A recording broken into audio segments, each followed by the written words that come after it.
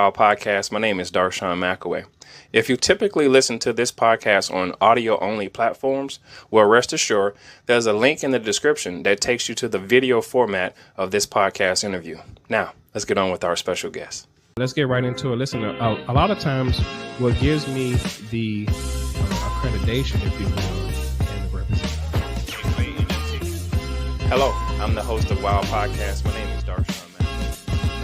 And it's going down like this. Big Red helps me around the house. My dream car happens to be a 1300. What's yours? Anything else you got to say? Any words of maybe encouragement or words of hope?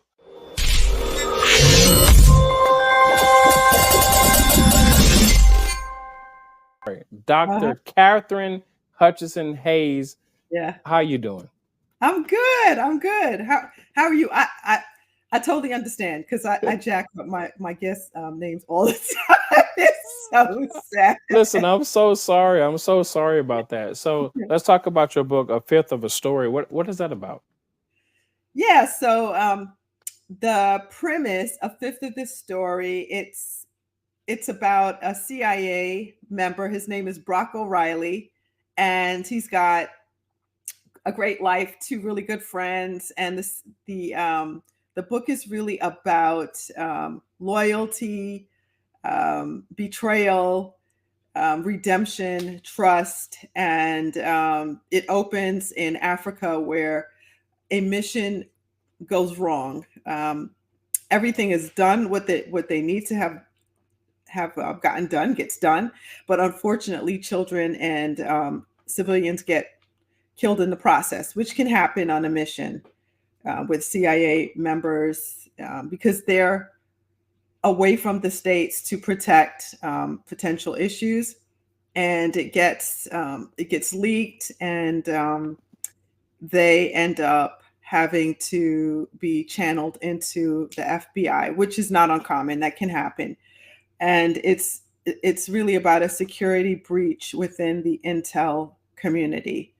And so I call it the fifth of the story because we think there's three sides to the story. We think there's like your side, my side, what other people see. But then I go further. They're also the facts, and it's what God sees and what he thinks. And so the premise is if we live for that 1/5 of what God sees and what he thinks, then we'll live a good life. Now, my character, Brock O'Reilly, is not a Christian, but he's doing a lot of soul searching. He's had a lot of really hard things happen, a lot of dark secrets that he doesn't want to get out.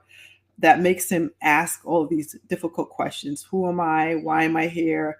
While we've got this whole shoot 'em up, bang, bang story going on. All right, so that begs the question, how did you develop this particular type of story? Like, what was the energy to bring this together? Yeah. Well, the seed of the story had been with me for years, and I had actually attempted to write it before.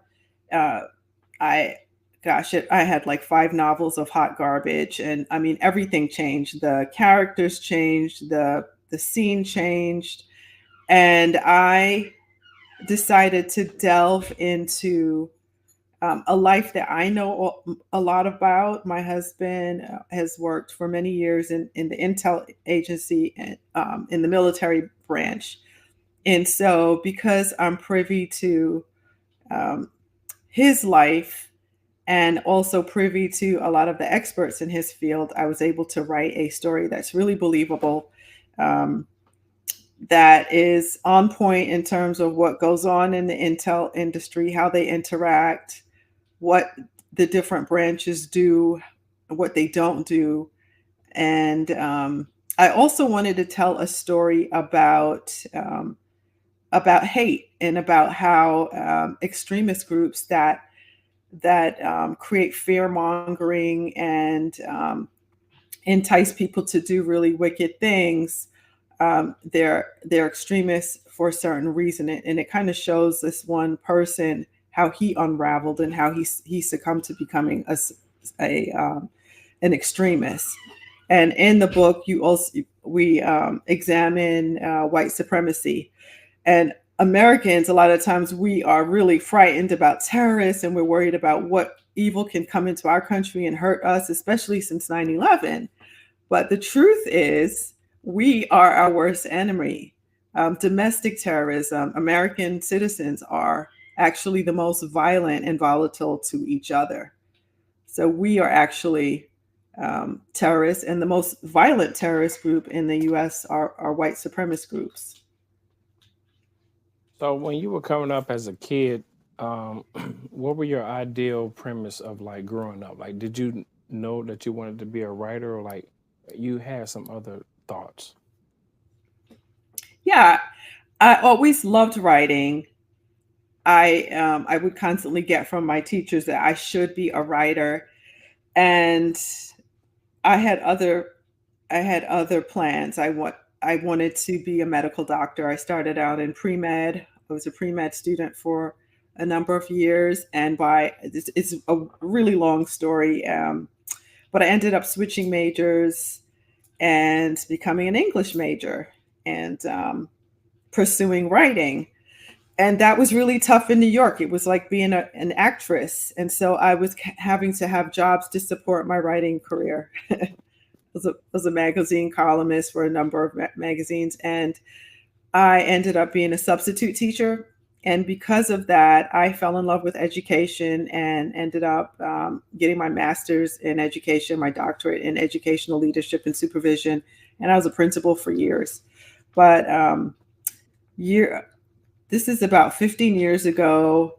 After I had my last child, I got really ill and I took a sabbatical from work. And my husband was deployed all the time. We had a house full of kids. And so I took a short sabbatical to explore writing, and then I never looked back. I ended up I was doing it part time, and I ended up going full time into the publishing industry a few years ago. So I work primarily as an editor, and I write books. I write a ton of articles that contribute to a lot of blogs and magazines and so forth, and have contributed I've contributed to compilations and anthologies and stuff. But this is this would be my third book. I have a book of devotions. I have a Bible study, but this is my first like secular thriller, not like fiction book.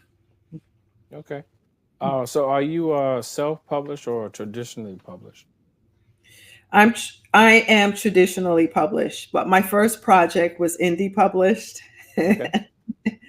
Yeah, but my A Fifth of the Story is a traditionally published book. Okay. So a lot of people who listen to the show, they're trying to find out should they go the self-publishing route or traditional route. So what did you do for the traditional route to get picked up? Yeah, that's a great question. So I shopped my manuscript and I got a ton of rejections. And I tried to get an agent. And the irony is, I got an agent after I got the publishing deal. So I had someone who I'd work for. Like I told you, I'm an editor. I freelance for publishers. And one of the acquisition editors at a publishing house that I work for that did not do fiction. They did not do fiction. They only did nonfiction. She actually shopped my manuscript for me, and she was able to get a yes for me. So she acted like my agent. After that, I got an agent. Um, I lost my agent. Now I have it looks like I have a new one. So we shall see. All right. Typically when most people listen to my podcast, they're trying to find out like the ins and outs of like Yeah, getting a literary agent, losing one, how to write the query or the inquiry or yeah. whatever. And I try to teach them a few things. And most of the time when people come over here, they want to hear from you guys. Um, what's some words of inspiration that you can give someone who's trying to get started? Like, what was that starting point for you? Yeah, good question. So it's so easy to get discouraged because you're isolated. For me, I have a home office. I travel for work, for conferences and all of that. But it's to make sure that you're connected with the writers community. Make sure that you are going to conferences. There are scholarships for you to go to conferences. There are niche conferences. I am a thriller writer, so I go to things like Killer Nashville. Make sure that you're also investing in what you do. So make sure, even no matter what route you go, that you also have an editor. Even though I work as an editor, I still have my stuff edited by someone else if I'm submitting it, and learn all of the things. Also, there are online conferences, so you don't necessarily have to fly somewhere or drive somewhere. You can hop online and get on a conference. Lots of conferences have a virtual aspect, and some conferences are just fully virtual. And it just invests in the craft.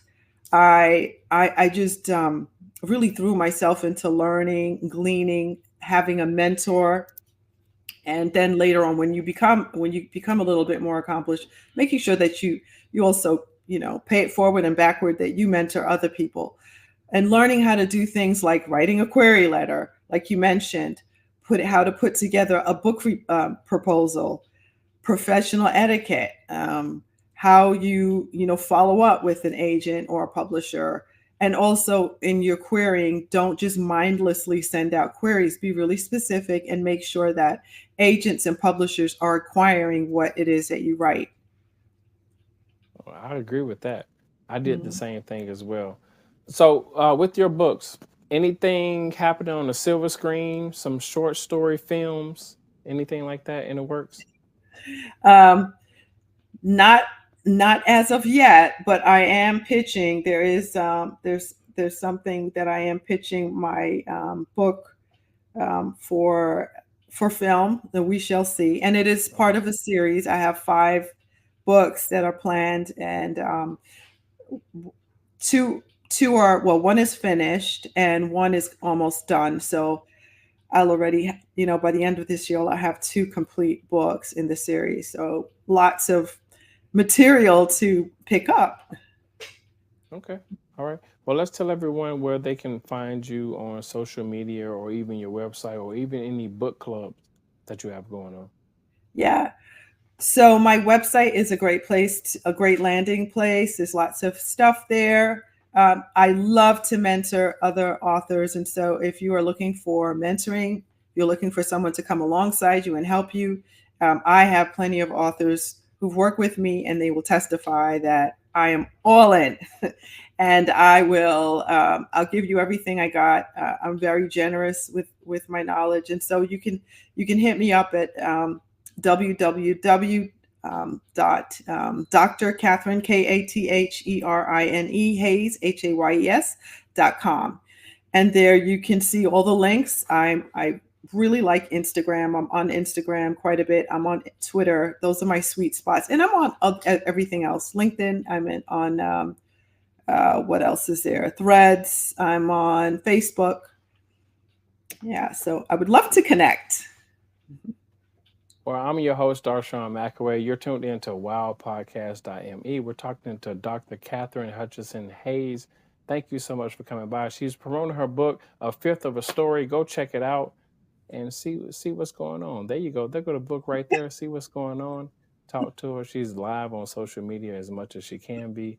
Thank you so much for coming by wildpodcast.me. Thanks.